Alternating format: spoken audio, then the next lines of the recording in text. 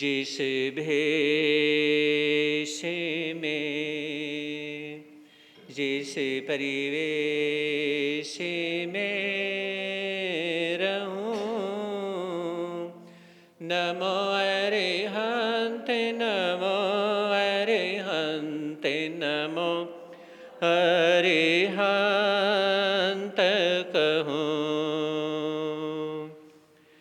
जिस शान से जिस नाम से जिस जान में रहूं, नमो अरिहंत नमो अरिहंत नमो अरिहंत कहूं। जिस ध्यान से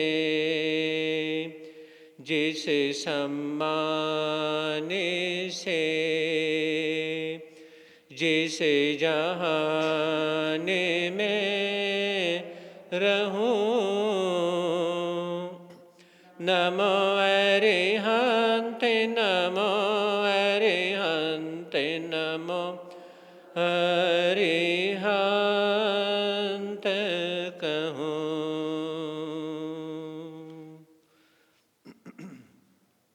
है समय नदी के धार के जिसमें सब बह जाया करते हैं, है समय बड़ा तूफान परवल पर्वत झुक जाया करते हैं। अक्सर दुनिया के लोग समय में चक्कर खाया करते हैं, लेकिन कुछ ऐसे होते जो इतिहास बनाया करते हैं, इतिहास बनाया करते हैं।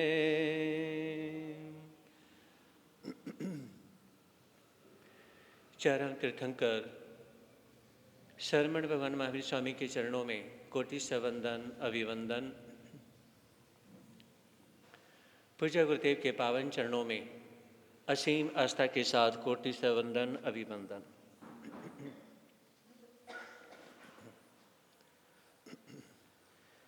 धर्म प्रेमी बंधुओं, सुन रहे हैं आप लोग श्रीपाल मैना सुंदरी की कहानी। थोड़ा कुर्सी आराम से रखेंगे।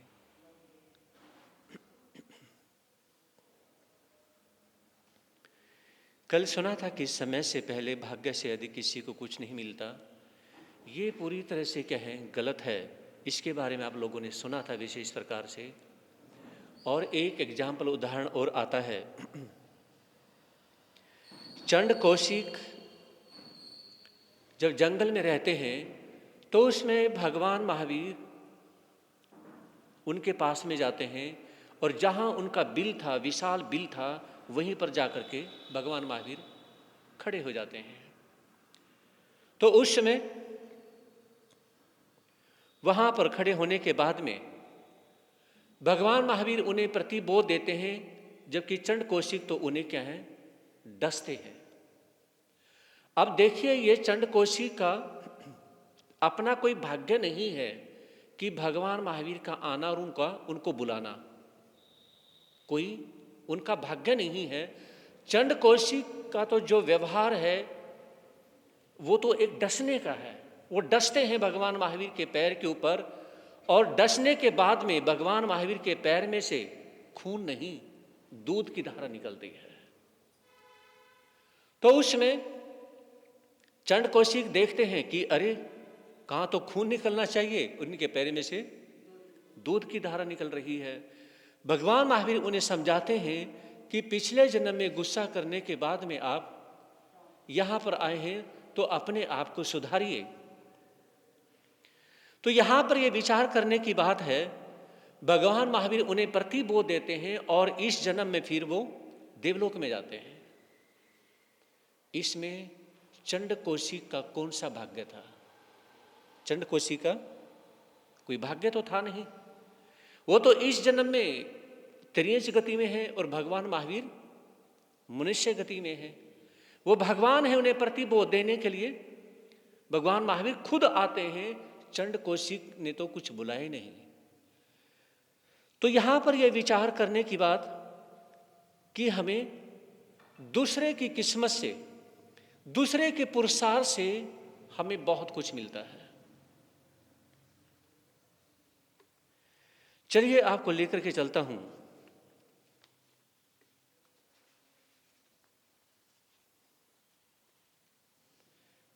एक बार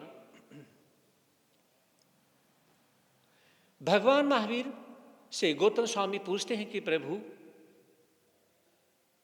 एक बात मुझे आपसे पूछनी है कि दो पहलवान हैं, दोनों ही बराबर के हैं, उनके अंदर ताकत भी बराबर की है, उनकी एज बराबर की है, उनका जो कौशल है, उनका जो हुनर है, वो सब कुछ बराबर है। रति मात्र भी दोनों पहलवानों में किसी भी प्रकार की कोई कमी या कोई किसी के अंदर ज्यादा ऐसा कुछ नहीं है। फिर वो एक उनमें से एक जीतता कैसे है, उनमें से एक हारता कैसे है? आप लोगों के अंदर भी कभी सवाल उठ जाता होगा, है ना, कि एक जीतता कैसे है और एक हारता कैसे है? दोनों बराबर हैं और दोनों एक ही जगह पर उन्होंने पहलवानी की है, एक ही गुरु से गुर सीखे हैं, सब कुछ सेम है। कोई बॉडी लेवल पे कोई हैवी नहीं, कोई हल्का नहीं, ऐसा कुछ भी नहीं है। फिर वो हारते कैसे हैं और एक जीतता कैसे है? भगवान महावीर फरमाते हैं कि उत्थान बलवीर्य पुरुषार्थ पराक्रम, जिस पहलवान ने, गौर से सुनना बात को, जिस पहलवान ने अपने अंदर उत्थान करने के लिए एक तो मन में यह विचार किया कि मुझे जीतना ही है, समझ रहे, मुझे जीतना है। दूसरी बात, अपने अंदर बलवीर्य यानी कि शक्ति, और उसके बाद पुरुषार्थ, मेहनत। अपनी मेहनत को अपने वीर्य और अपने पुरुषार्थ के साथ में वो अब जीतने की कोशिश करता है तो वो व्यक्ति जीत जाता है। यहां पर सिर्फ सोच का फर्क है, ताकत का फर्क नहीं है। हाँ जी, यहां पे सोच का फर्क है, ताकत का नहीं है। अब विचार करिए, उसी एज के आप हैं और उसी एज के संत हैं। संत कोई ऊपर से कोई खाना टपकता और वो खाते हो ऐसा तो कुछ भी नहीं है, वही आपके घरों का खाते हैं। लेकिन एक में यानी कि धर्म के प्रति, हर चीज के प्रति एडवांस एक्टिविटी होती है, और एक व्यक्ति उसी एज का क्या है, एक व्यक्ति उसी एज का आलसी है, लेजी है, और इस तरह से लगता है जैसे बीमार है। बीमार होने के बाद एक अलग पोजीशन होती है, लेकिन बीमार नहीं होने के बाद में भी एक अलग पोजीशन है। तो यहां पर हम अपने आप को की सोच के बलबूते पर यूज कर रहे हैं। हम खुद को अपनी सोच के बलबूते पर, हमारी खुद की पर्सनल क्या सोच है, हम अपनी पर्सनल सोच की वजह से पर्सनल खुद को ही कैसे यूज कर रहे हैं, यह डिपेंड करता है। अब एक व्यक्ति यहां पे 70 साल का है और किसी गांव में 70 साल का यानी कि बहुत ज्यादा काम करता है, और शहरों में देखें तो 70 साल का व्यक्ति हो सकता है कि बेड पे पड़ा हो, बीमार हो, है ना। तो वो अपने आप को यूज कैसे करते हैं, उसकी थिंकिंग क्या है, उसकी सोच क्या है, वो पराक्रम क्या करता है, वो दिन भर में मेहनत क्या करता है, वो किस प्रकार से अपने आप को रखता है, कैसे मेंटेन करता है। इसी बलबूते पर एक व्यक्ति जीत जाता है और एक व्यक्ति हार जाता है। मेरे महावीर यही कहते हैं, एक इतना आलसी व्यक्ति है कि वो बहुत ज्यादा प्रमाद करता है, और जो आलसी व्यक्ति होते हैं ना, उनके एग्जाम्पल भी बड़े प्यारे प्यारे होते हैं। एक आलसी व्यक्ति मिला, वो कहने लगा कि महाराज जी मैं तो ये मानता हूं कि जितना आलसी हो उतना अच्छा है। मैंने कहा ये आपने कैसे सोच लिया? कहा कि आलसी होना चाहिए तो जल्दी मौत नहीं आएगी। समझे नहीं? एक व्यक्ति मुझे ऐसा मिला। मैंने कहा कोई एग्जाम्पल? कहा कि एग्जाम्पल बहुत प्यारा है। कछुआ 300 350 साल तक जीवित रहता है और एक जगह पड़ा रहता है। हाँ जी, उस व्यक्ति का एग्जाम्पल देखो। एक व्यक्ति यानी कि वो एक जगह पड़ा रहता है। मैंने कहा उसका शरीर अलग है, आपका शरीर अलग है। उसकी गति तेज गति अलग है और आप मनुष्य गति में हैं, आप अलग हैं, आपका शरीर अलग है। साइंस कहती है एक दिन में हजारों कोशिकाएं जन्म लेती हैं, हजारों लाखों कोशिकाएं एक दिन में मर जाती हैं। उसके शरीर में ऐसा नहीं होता है। इंसान को तो थप्पड़ मारने से भी दर्द होता है और कछुए की खोपड़ी इतनी हार्ड होती है कि उस पर मुक्का मार तो कोई भी असर। उसका शरीर अलग है, आपका शरीर अलग है। लेकिन आलसी व्यक्ति बड़े अच्छे अच्छे एग्जाम्पल ढूंढ के लाते हैं।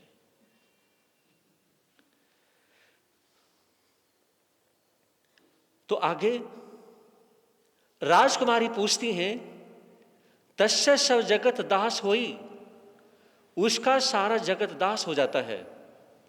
कहा कि इस सेंटेंस को पूरा करो। श्रीपाल कहने लगे जिससे पूर्व पुण्य कमाया प्रभु फरमावे खास, उस नर के बल बुद्धि लक्ष्मी तस्य सब जगन दास।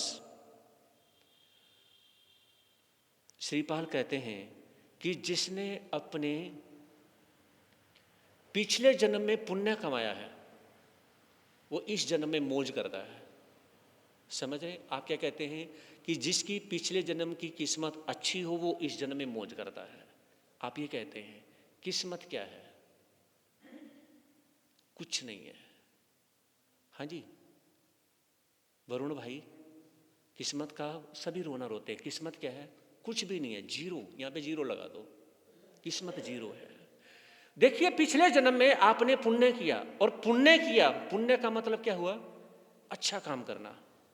पुण्य का मतलब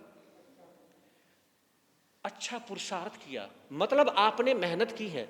जैसे आपने अभी थोड़ी सी मेहनत करी यहां पे आने की, समझ रहे? थोड़ी सी मेहनत करी अच्छा सोचने की, थोड़ी सी मेहनत कर रहे हो यहां पर बैठने की, इससे आपका पुण्य बंधन हुआ है। ध्यान से सुनना, बात बहुत छोटी छोटी है लेकिन इनसे आप बहुत कुछ सीख सकते हैं। पिछले जन्म में आपने जो धर्म किया, जो यानी कि धर्म के कार्य किए, धर्म के कार्य किए, किसी भी प्रकार से गरीबों की सेवा की, या आपने कोई बीमार है उसको दवाई दी, या साधु संतों की सेवा करी, या धर्म ध्यान किया, ये जो अच्छे कार्य किए, अच्छे कार्य को हम क्या कहते हैं? पुण्य करना। अच्छे कार्य को क्या कहते हैं? पुण्य करना। अच्छे कार्य किए हैं, भगवान महावीर उन्हें अपनी लैंग्वेज में क्या कहते हैं? पुरुषार्थ करना। क्या कहते हैं? पुरुषार्थ करना, अच्छा काम करना। आपने जो अच्छा काम किया है पहले जन्म में, इस जन्म में आपको बहुत कुछ मिला है ना? और आम आदमी क्या कहते हैं? इसकी किस्मत अच्छी है। लेकिन महावीर ये कहते हैं क्या चीज है किस्मत? कहां है? कुछ नहीं है, बेकार है, जीरो है।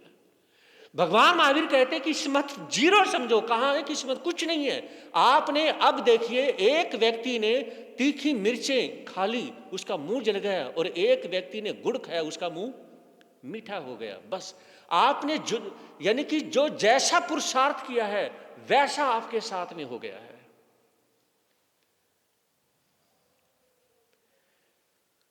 तो यहां पे ये कहा कि पुण्य जो है पिछले जन्म का पुरुषार्थ है, अच्छा पुरुषार्थ है, और पाप जो है पिछले जन्म का आम भाषा में गंदा पुरुषार्थ है। रवि पहले उगतम, रवि से पहले कौन उगता है? अब आगे राजकुमारी फिर प्रश्न करती हैं, रवि किसको कहते हैं? सूर्य को। सूर्य से पहले कौन उगता है? बता सकते हैं? आप तो मुर्गे का नाम लोगे। तो यहां पर जब राजकुमारी ने श्रीपाल से पूछा कि सूर्य से पहले, रवि से पहले कौन उगता है, तो उसमें श्रीपाल कहने लगे, जीवित जगमाही यश नहीं लेना। गौर से सुनना बात को। जीवित जगमाही यश नहीं लेना, यश बिना क्या जीवित, जो नर ले यश ले, अस्त हुआ रवि पहले उगंत। कहा कि जो व्यक्ति यश का कार्य करते हैं, हर रोज व्यक्ति ये सोचते हैं कि आज मैंने यश करके, मतलब भलाई का काम करके तब मैंने सोना है, ऐसे व्यक्ति सूर्य से पहले जागे हुए होते हैं। समझ रहे? बहुत बड़ी बात बताई है ये। ऐसे व्यक्ति सूर्य से पहले जागे हुए होते हैं। जैसे साधु साध्वी जो हैं वो सूर्य निकलने से पहले घंटा 2 घंटा पहले जाग जाते हैं। हमारा 4 बजे तो प्रतिक्रमण पूजा पाठ हमारी शुरू हो जाती है और 4:45 बजे डेली का काम है, 4:45 बजे पूरी हो जाती है। ये हमारी डेली की रूटीन है। कभी 4 से थोड़ा पहले भी उठना हो जाता है। मतलब देखें कि 4 बजे शुरू होती है तो उससे कुछ पहले उठेंगे तो 4 बजे शुरू होगी। एकदम से उसको जगाओ और एकदम से पूजा पाठ तो शुरू होते ही नहीं, है ना। तो जो यानी कि यश करते हैं, जो यश करते हैं, यश करने वाले जो लोग होते हैं वो सूर्य से पहले जाग जाते हैं। और जो यश करने वाले नहीं होते, जो अच्छा सोचने वाले नहीं होते, अच्छा करने वाले नहीं होते, ऐसे जो लोग होते हैं वो सूर्य से पहले कभी जागते नहीं है। एक परिवार बड़ों से है, वैसे तो जहाँ से भी आते हैं आजकल दिन निकलने के बाद ही उठते हैं। और मोस्टली तो अगर चातुर्मास नहीं है क्षेत्र में, है ना, और घर से यानी कि बच्चों को स्कूल में नहीं जाना तो कितने बजे उठते हैं आप देख सकते हैं। अगर कोई टोकने वाला नहीं, और आज जैसे आज संडे है तो उसमें क्या है, अगर किसी साइड में आहार पानी की आज की बारी नहीं है, है ना, तो उस साइड के लोग कितने बजे उठते हैं। मैं डेली देखता हूँ कि ये व्यक्ति संडे को नहीं आता, ये व्यक्ति सैटरडे को क्यों आता है। समझ रहे हैं? आप सोचेंगे मैं इतना डिटेल्स में जाता हूँ, इतना डिटेल में जाता हूँ, मैं बहुत लिमिट डिटेल में जाता हूँ कि ये माता बहन संडे को क्यों नहीं आती कभी। समझ रहे हैं? आप सोचेंगे कि मेरे यानी कि माछीवाड़ा में जितने भाई बहन हैं सभी का होमवर्क मेरे पास में होता है। इतना डिटेल में जाता हूं कि इस घर के कभी भी मंडे को नहीं आते, इस घर के कभी भी संडे को नहीं आते। यहां तक इतना सभी का होमवर्क मेरे पास होता है। समझ रहे? तो मेरे कहने का मतलब ये है कि बहुत से व्यक्ति जिन्होंने लेट सो के उठना होता है तो लेट उठते हैं, ऐसे व्यक्ति कभी यश नहीं कर सकते। तो ये कहते हैं कि जो व्यक्ति यश करने वाले होंगे वो हमेशा जल्दी उठेंगे, है ना, और जिन्होंने यश नहीं करना ना वो लेट उठेंगे।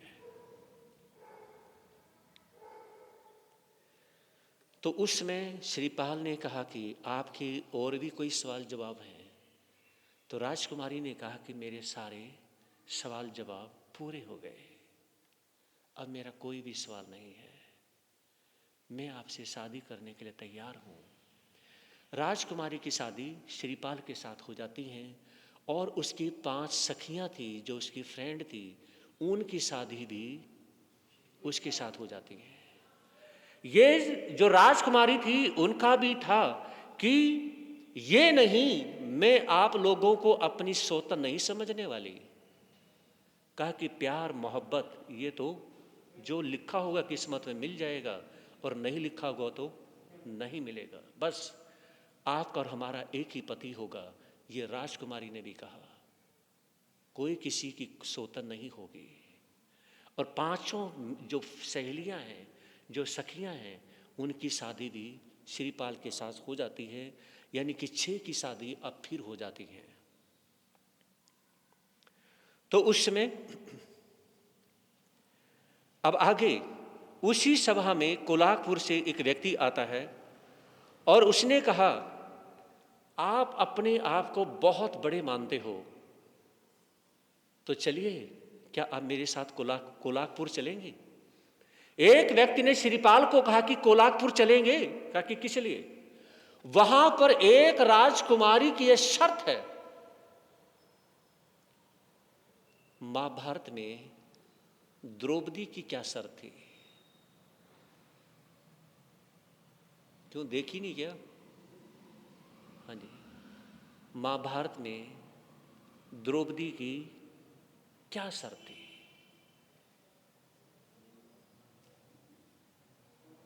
शादी के लिए। अब भी याद नहीं आ रहा? देखी नहीं महाभारत? द्रौपदी की यह शर्त थी कि जो यानी कि नीचे उसमें पानी में देख करके ऊपर मछली की आंख में तीर मारेगा तो उसके साथ शादी होगी। यहां भी कोलाकपुर नगरी में राजकुमारी की शर्त है। इसकी शर्त और भी बड़ी है। इसकी शर्त है कि ऊपर क्या है, एक छोटी सी यानी कि एक चीज है उसकी, यानी कि कोई चीज रखी हुई है, उसकी आंख में तीर मारना है, लेकिन कढ़ाई में खोलता हुआ तेल है। अब तेल उबल रहा हो तो उसमें परछाई देख सकते हैं? नहीं देख सकते। तो कहा कि खोलते हुए तेल में परछाई देखे और देखने के बाद में ऊपर यानी कि उसकी आंख में तीर मारे तो उसके साथ शादी होगी, ना तो लाइफ टाइम कुंवारी रहना मंजूर है। पहले से ही शादियां होती थी। अब आप सोचेंगे उस राजकुमारी का दिमाग खराब हो गया जो ऐसी शर्त रख ली। समझ रहे हैं? यह शर्त रखने के पीछे क्या होता था? शर्त रखने के पीछे यह होता था क्योंकि ऐसी बड़ी शर्त वही जीत सकता है जिसके पास में धर्म होगा और जिसके पास में कर्म होगा। हाँ जी, नहीं समझ रहे? आप इतना नहीं सोच रहे। जिसके पास में धर्म होगा और धर्म भी विशेष होगा, कोई सिंपल माला फेरने वाला व्यक्ति नहीं। जो बहुत बड़ा श्रद्धालु होगा, बहुत बड़ा धार्मिक होगा, बहुत बड़ा कर्म करने वाला व्यक्ति होगा और अपने से बड़ों का सम्मान करेगा तो धर्म आएगा, अपने से बड़ों का सम्मान करेगा तो कर्म आएगा। देखिए इसके पीछे सेंस देखिए। क्योंकि जो व्यक्ति अपने से बड़ों का सम्मान नहीं करेगा, या सम्मान करने का मतलब क्या हुआ? उनसे कुछ सीखेगा नहीं, उनकी रिस्पेक्ट करेगा नहीं, तो सब कुछ मिलेगा कैसे? बहुत बड़ी सेंस होती थी। तो यहां पर जो बड़ों का सम्मान करता है तो वहां पर उस व्यक्ति को कर्म मिलता है, उसको धर्म मिलता है और वही व्यक्ति ऐसे बड़े बड़े स्वयंवर में वो जीत सकता है। श्रीपाल ने कहा कि मेरा शादी करने का मतलब नहीं है, मेरा सिर्फ जिंदगी में जीतने का मतलब है और मुझे हारना बिल्कुल भी पसंद नहीं है। मेरी शादी चाहे जितनी मर्जी हो जाए, मुझे वो कोई मतलब नहीं है, लेकिन मुझे ये है कि बस कोई शर्त हो और उस शर्त में मैं हार जाऊं, ये मुझे मंजूर नहीं। चल पड़ते हैं और अपनी सभी रानियों को ले लेते हैं। उन रानियों को लेकर के श्रीपाल चलते हैं और चलते चलते क्या है, विचार करते हैं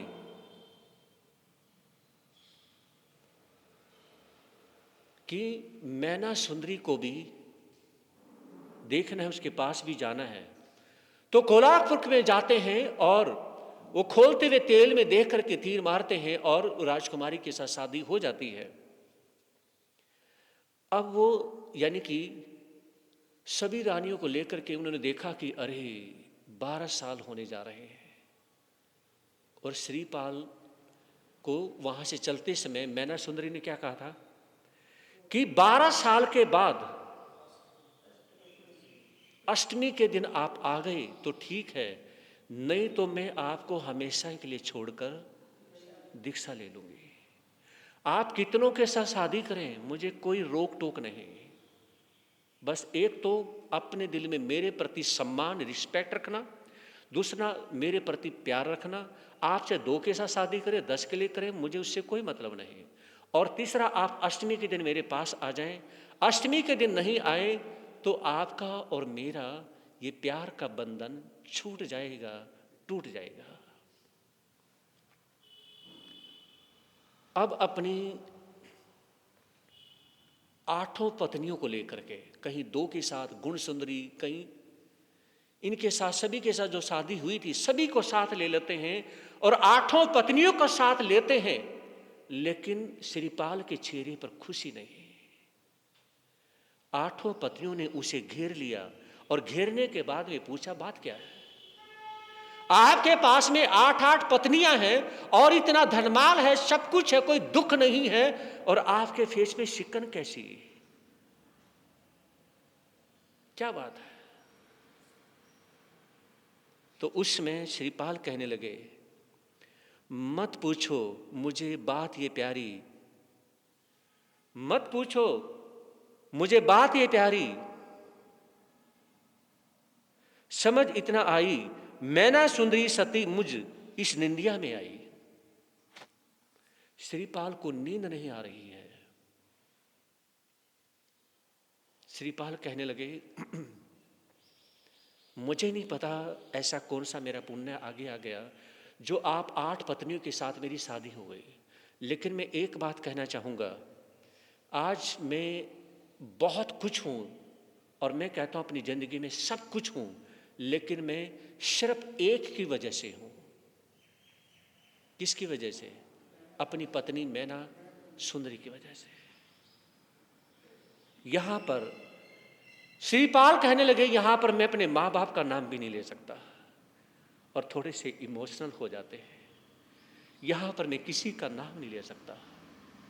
यहाँ पर आज जो कुछ मैं हूँ अपनी पत्नी मैना कुमारी की वजह से हूँ। आज इस मुकाम को मैंने हासिल किया है, आज इतना ज्यादा हुनर है मेरे पास में, ये सब कुछ मैना सुंदरी की वजह से है। अगर मेरे पास हुनर नहीं होता तो आप 8 की 8 मेरी पत्नियां मुझसे शादी नहीं करते। ये कहते ही 8 कहने लगे, हम अपनी बड़ी बहन से मिलना चाहती हैं, हमें भी उनके पास लेकर के चलो। एक बात कहूं, अभी यदि दिमाग में आ गई तो कह ही देता हूं। पहले नारी के दिमाग में, गौर से सुनना बात को, ये शास्त्र की कहानियां सुन के, पहले नारी के दिमाग में ईर्ष्या की भावना नहीं होती थी, इसलिए पहले सबसे ज्यादा धर्म ध्यान होता था। मतलब पहले नारी के अंदर ईर्ष्या की भावना नाम मात्र होती थी, तो ईर्ष्या की भावना जितनी कम नारी के अंदर होती थी, उतना ही परिवार में, समाज में, देश में धर्म होता था। आज नारी के अंदर नारी के प्रति ईर्ष्या भावना इतनी है कि इसलिए धर्म ध्यान कम होता जा रहा है। मां अपने बेटे को कहती है कि बेटा, माँ बाप की सेवा करनी चाहिए, अगर पत्नी की केयर करे तो अच्छा नहीं लगता, और अपना ही जमाई अगर अपनी बेटी की केयर करे तो अच्छा लगता है। ये बैलेंस अनबैलेंस किसने किया? बोलते क्यों नहीं? नारी ने किया है। मतलब मेरे कहने का है कि एक यानी कि जमाई अपनी पत्नी को सप्ताह में या महीने में 1-2 बार अगर घुमाने के लिए लेके जाए, मेरा दामाद बहुत अच्छा और बेटा लेके चला जाए तो तूने तो घर का नाश करना है ना? ये कोई बात हुई?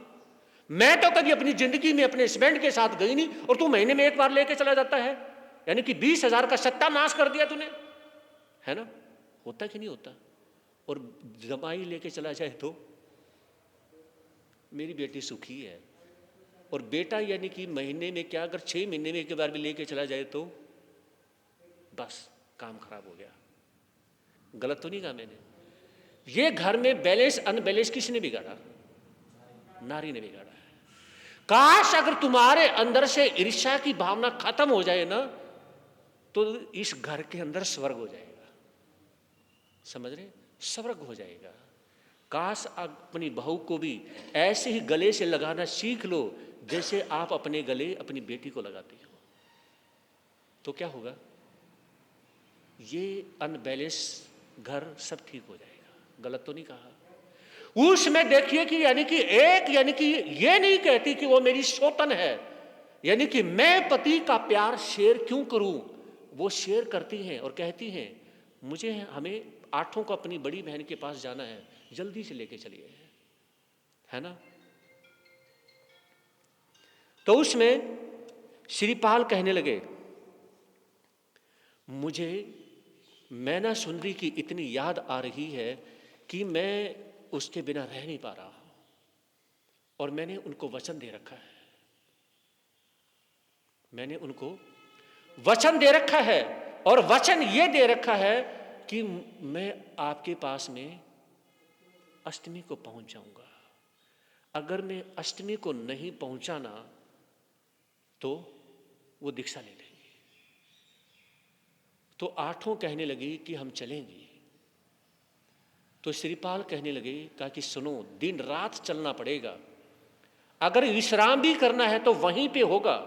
कहां पे? कौन सी जगह पे? नहीं, मैना सुंदरी कहां रहती है ना? मैना सुंदरी उज्जैन में रहती है। कहां पे? उज्जैन में रहती है। तो उसमें श्रीपाल चलते हैं और सभी रानियों को लेकर के चल रहे सभी, और रास्ते में उज्जैन के उस रास्ते में जितने भी राजाओं की नगरियां उनके आनी थी, और उनके पास संदेश भिजवा दिए कि मुझे इस नगरी से आना है, उज्जैन की तरफ जाना है। सभी राजा उनका सम्मान करते हैं। रास्ते में एक ऐसी नगरी आती है कि उस नगरी के राजा श्रीपाल को आने का निमंत्रण नहीं देते हैं, उनका सम्मान नहीं करते हैं, उनको लेने के लिए नहीं आते हैं। श्रीपाल को बहुत बुरा लगा। श्रीपाल ने पता करवाया तो पता चला कि उस राजा की सिर्फ एक ही राजकुमारी है, तिलक सुंदरी, और उसको सांप ने काट लिया है, और सांप के काटने के बाद में सब कुछ कर लिया, लेकिन वो होश में नहीं आ रही है। अब देखा कि बिल्कुल भी एक दिन हुआ लेकिन होश में नहीं आ रही। अब डेड बॉडी समझ करके अंत्येष्टि करने के लिए उसको लेके जा रहे हैं। श्रीपाल को पता चलता है, कहा कि श्रीपाल का जन्म ही हुआ है दूसरों का दुख दूर करने के लिए। श्रीपाल ने अपनी आठों पत्नियों को और जो साथ में सैनिक ले रखे थे उनको कहा कि तुम यहीं पे रुको और मैं जाता हूं। तो उस समय श्रीपाल घोड़े पे सवार होकर चलते हैं, और जो अंत्येष्टि करने के लिए राजकुमारी को उठा के कंधों पे लेके जा रहे थे उनको कहा कि रुको। कहा कि किस लिए?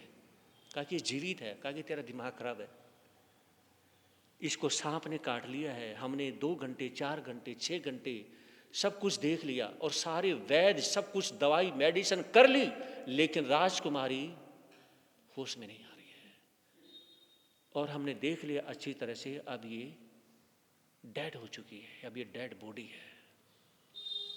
ये कहा तो श्रीपाल कहने लगे, कहा कि इसे उतारिए तो सही, ये जीवित है।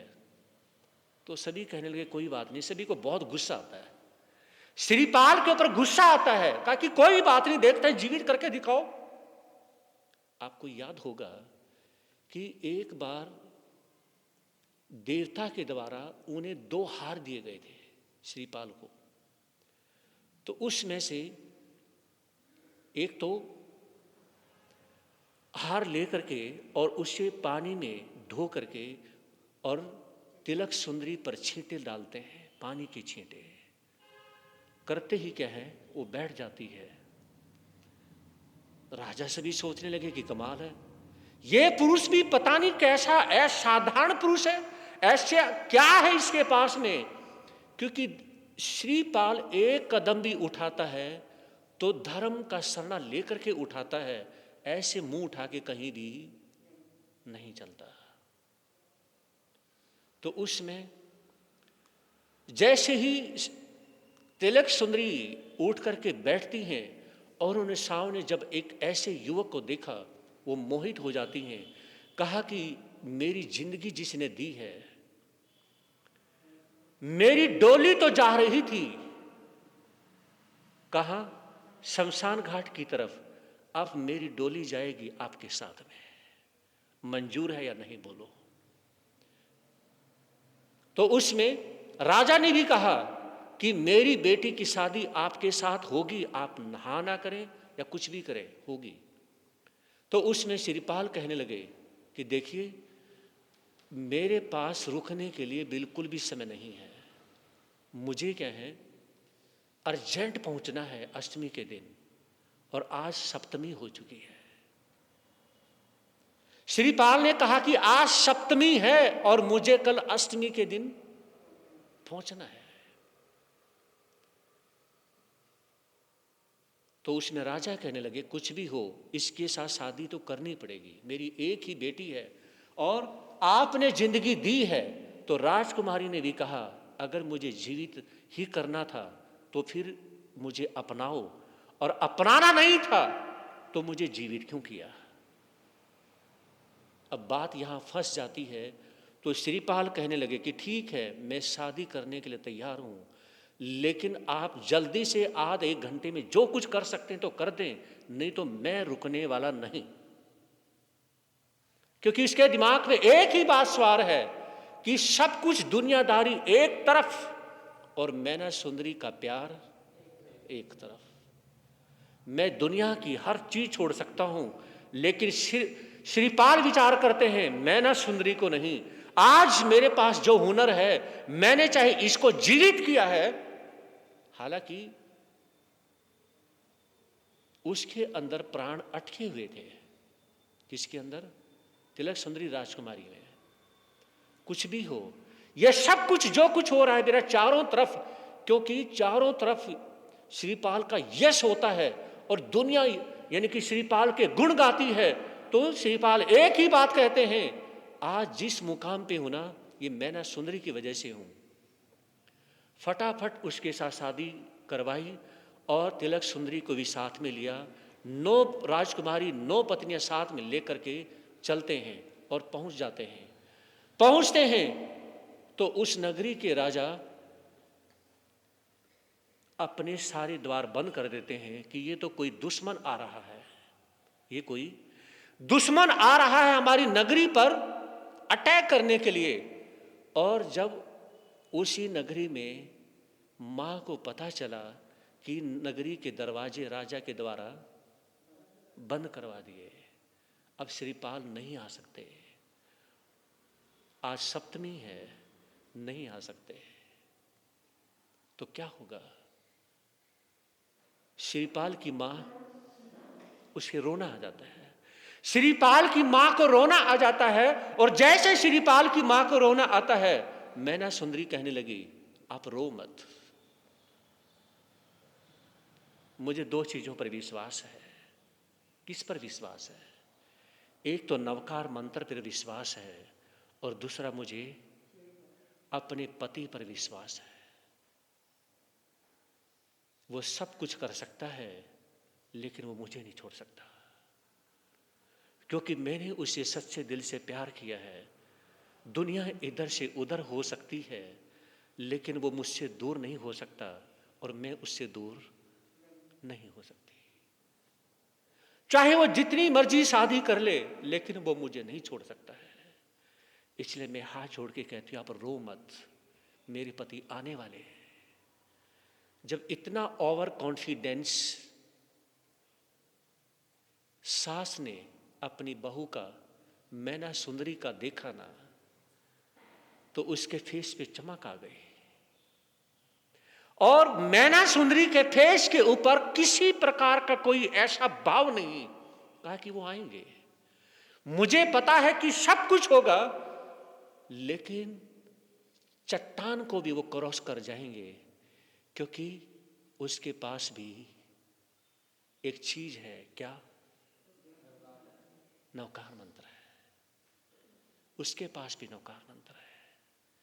मैना सुंदरी का विश्वास है कि मैंने अपने पति को नवकार मंत्र दे रखा है और नवकार मंत्र मेरे पास है। जब मेरे सीने में दिल धड़कता है नवकार मंत्र की आराधना से, तो क्या मेरे पति का दिल नहीं धड़केगा नवकार मंत्र की आराधना करने से? और क्या मेरे प्रति प्यार नहीं होगा? बोलिए। उसी समय देखिए, उसी समय मैना सुंदरी की लेफ्ट साइड की आंख फड़कना शुरू कर देती है। और आपने राजा हरिश्चंद्र चरित्र में सुना था कि नारी की अगर लेफ्ट साइड की आंख फड़कती है तो अच्छा है, और पुरुष की राइट साइड की आंख फड़कती है तो अच्छा है। पुरुष की लेफ्ट साइड की आंख फड़के तो बहुत बुरा है, और नारी की राइट साइड की आंख फड़के तो वो बुरा है। जैसे ही आंख फड़कनी शुरू होती है, खुशी आ जाती है फेस पे कि मेरे पति आएंगे, कोई ताकत नहीं रोक सकती। मां कहने लगी, सास कहने लगी, जब दरवाजे ही बंद कर दिए हैं राजा ने तो आएंगे कैसे? कहा कि यही तो बात है ना, यही तो बात है। जब परेशानी हो, परेशानियों में भी कोई हमारा साथ देता है, परेशानियों में भी कोई हमसे प्यार करता है, परेशानियों में भी कोई हमसे मिलने की कोशिश करता है, तो वो सच्चा प्यार है। और परेशानी में कोई हमें छोड़ देता है तो वो सिर्फ नौटंकी है, कोई प्यार नहीं। मैना सुंदरी की सास कहने लगी, यानी कि श्रीपाल की मां कहती है, मैना सुंदरी के सिर पे हाथ रखती हुई कहने लगी, मुझे सिर्फ एक बात करके देख करके रोना आता है। अगर समय पर मेरा बेटा नहीं पहुंचा ना तो मेरा बेटा भी गया और मेरी बहू भी गई। ये मुझे बर्दाश्त नहीं होगा। फिर मुझे विचार करना पड़ेगा कि मुझे जीना है या मुझे मरना है। क्या? श्रीपाल की मां कहती है, फिर मुझे सोचना पड़ेगा अब मुझे जिंदगी जीनी है या मरना है, क्योंकि अब मुझे नहीं पता है, अब समय नहीं है ज्यादा। अगर श्रीपाल नहीं आया तो आप दीक्षा लेंगी और मैं ना तो अपने बेटे के बिना रह सकती हूं और ना अपनी बहू के बिना रह सकती हूं। मेरे अंदर अपनी बहू के प्रति उतना ही प्यार है जितना अपने बेटे के प्रति है, क्योंकि मेरे बेटे को ठीक करने वाली मेरी बहू है। जब ये बात कही ना तो दोनों गले मिल जाती हैं। जब सास और बहू गले मिलती हैं तो उसमें एक दूसरे से दूर होने का मन नहीं करता। क्यों? क्योंकि इतना प्यार सने उनके मन में हो जाता है। और उसमें मैना सुंदरी कहने लगी अपनी सास को, मां आपका बेटा मेरा पति जरूर आएगा। ये कहना था। और ज्यादा रोना आता है। कई बार हमें किसी से दिल से इतनी अटैचमेंट मिलती है, इतना प्यार मिलता है, रोने का मन नहीं होता तो भी मन करता है कि रो लें। क्यों? उसके प्यार में, उसकी अटैचमेंट में, उसके केयरिंग नेचर में कई बार इसलिए रोने का मन कर जाता है। ऐसी केयरिंग हमारी कोई नहीं कर सकता जो इसने की है ना? इस तरह से हमें कई बार रोने का मन करता है और वो आंसू बहते हैं, वो बह जाते हैं। बस इतना ही। कल देखते हैं ये मधुर मिलन कैसा रहेगा, किस प्रकार से मैना सुंदरी और श्रीपाल का मिलन होता है, एक बेटे और माँ का मिलन होता है। कैसे अपनी माँ से वो बेटा मिल पाता नहीं, अपनी पत्नी मैना सुंदरी से अपनी 9 पत्नियों को साथ लेकर के मिल पाता है या नहीं। समय 9:30 हो गए। नाम उमरिया रह गई थोड़ी, रे मन जप ले प्रभु का नाम। उमरिया रह गई थोड़ी, उमरिया रह गई थोड़ी, चौमासा रह गया थोड़ा। उमरिया रह गई थोड़ी, चौमासा। रे मन जप ले प्रभु का नाम, उमरिया रह गई थोड़ी। रे मन जप ले प्रभु का नाम, उमरिया। बोले श्रवणवन महावीर स्वामी की।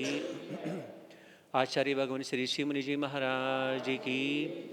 चमत्कारी बाबा परम सेवा भावी पूज्य गुरुदेव श्री प्रेम सुख जी महाराज की। उपाध्याय प्रभु श्री रविंद्र मुनि जी महाराज की। सर्वधर्म युवाग्र श्री रमणीक मुनि जी महाराज की। प्रज्ञा मेरे श्री पूज्य गुरुदेव श्री उपेंद्र मुनि जी महाराज की। जैन धर्म की। श्री चत्तारी मंगलम मंगलम सिद्धा मंगलम साहु मंगलम केवली प्रणतो धम मंगलम। चत्तारी लोगोत्तमा रियंता लोगोत्तमा सिद्धा लोगोत्तमा साहु लोगोत्तमा केवली प्रणतो धम लोगोत्तमा। चत्तारी शरणम पवजामि अरिहंते शरणम पवजामि सिद्धे शरणम पवजामि साहु शरणम पवजामि केवली प्रणतो धम्मो शरणम पवजामि। अरिहंतों का शरणा, सिद्धों का शरणा, साधु का शरणा, जय धर्म का शरणा। ये चार शरण दुख हरण,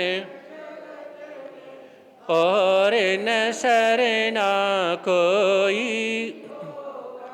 जो भव प्राणी करे आचरण, उसे अजर अमर पद उसका सदा ही।